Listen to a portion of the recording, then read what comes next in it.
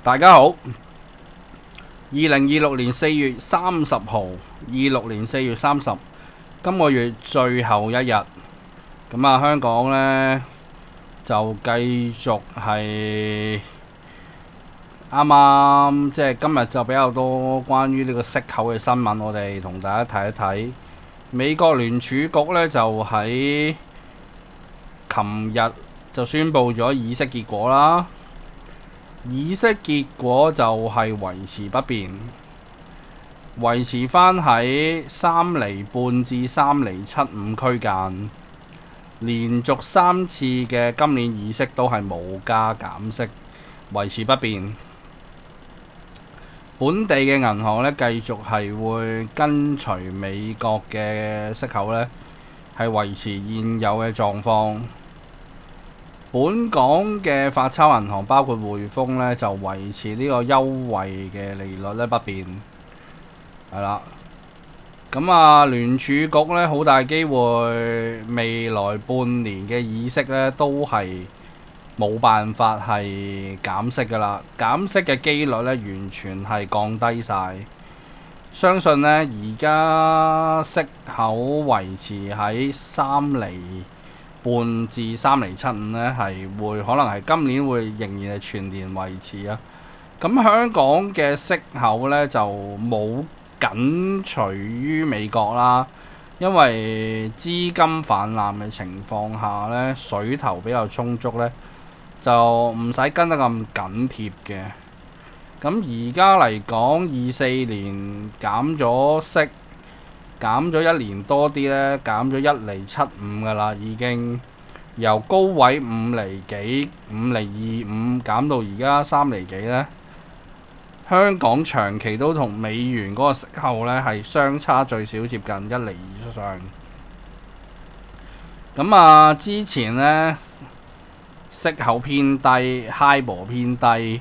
咁啊，嚟緊未來一年，我諗未來最少今年啦，唔好話未來一年啦。今年內 HIBOR 咧會逐漸拉翻近，即係今年香港嘅銀行同業拆息咧，應該會喺下半年係上翻同美國相近嘅水平㗎啦，係啦。再長線係偏低呢，我覺得機率就不大嘅，係啦。咁現階段嚟講，我哋睇一睇今日4月30號息口呢，今個月係4月頭嘅時候呢，4月1號呢係低到去得2厘左右嘅啫。4月1號，咁啊4月30號呢，大部分嘅息口呢都係上翻晒2厘以上㗎啦，甚至乎2厘半，係啦。咁我哋睇一睇樓按相關嘅拆息呢，今個月由1.97最低位，而家係今日2.44，都升咗接近係半厘㗎啦，升翻上嚟有半厘咁多。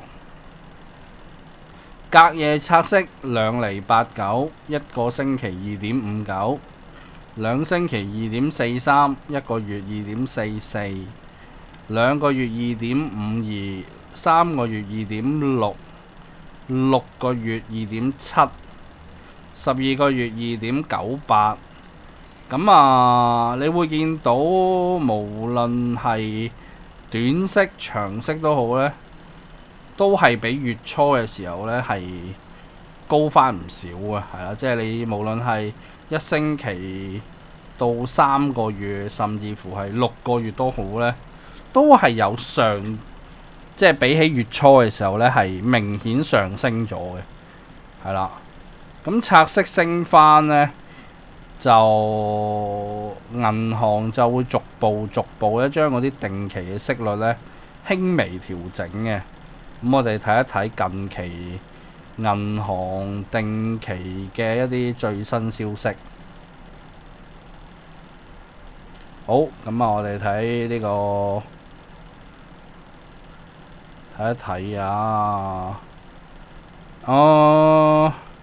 有部分嘅銀行呢係已經調整咗㗎啦。咁我哋睇一睇。月結啦，而家月尾啦。MOX 銀行呢就延長1個月12厘嘅推廣優惠啦。平安數字銀行呢亦都會延長半年期2.6厘同埋1年期2.75嘅息口，呢個定期呢就維持到係5月31嘅。平安數字銀行算係比較高嘅一間，富榮銀行就加咗息，3個月呢就加到2.4，係啦。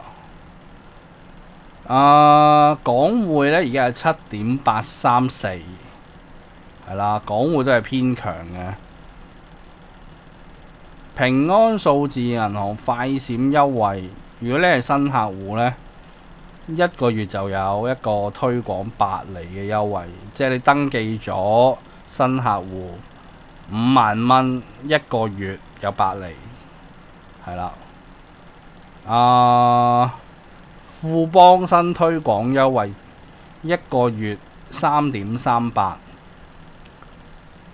創興3個月2.35。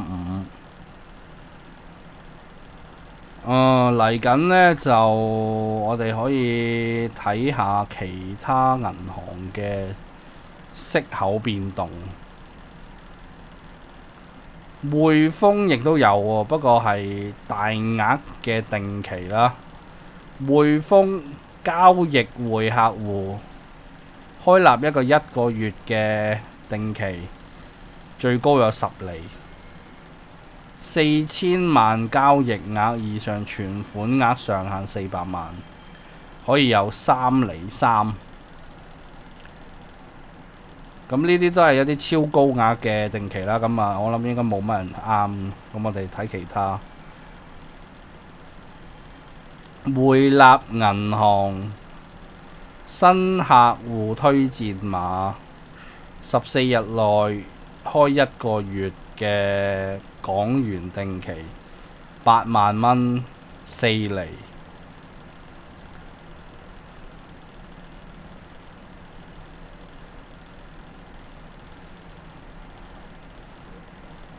暫時嚟講，定期今個月都唔算好大變化。你等我睇下有冇咩特別優惠啊？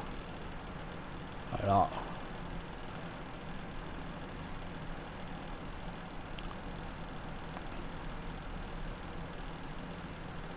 嚟緊下個月5月，即係下星期，應該呢有銀行會再調整嘅，係啦。咁3個月嗰啲定存呢，應該會喺下個月會再輕微調節一下，跟翻美國嘅息口嘅，係啦。5月嚟緊息率應該會繼續加，拆息應該會上翻去2.7或者2.8。創興3個月呢有2.45，星展半年有2.1，大眾銀行3個月有2.2。匯立冇乜特別，8個月2.47。5月應該會有銀行係會推出一啲新推廣優惠，咁我哋5月開咗市先再同大家睇，係啦，即係延長嗰啲延長優惠嘅就頭先講咗嗰啲啦，會延期到下個月31號啦，係啦。咁如果要做定期嘅話呢，可以稍等2-3日，等5-1黃金週下個禮拜過咗，銀行開市5月嘅時候，應該會有一啲新嘅高息推廣，係啦。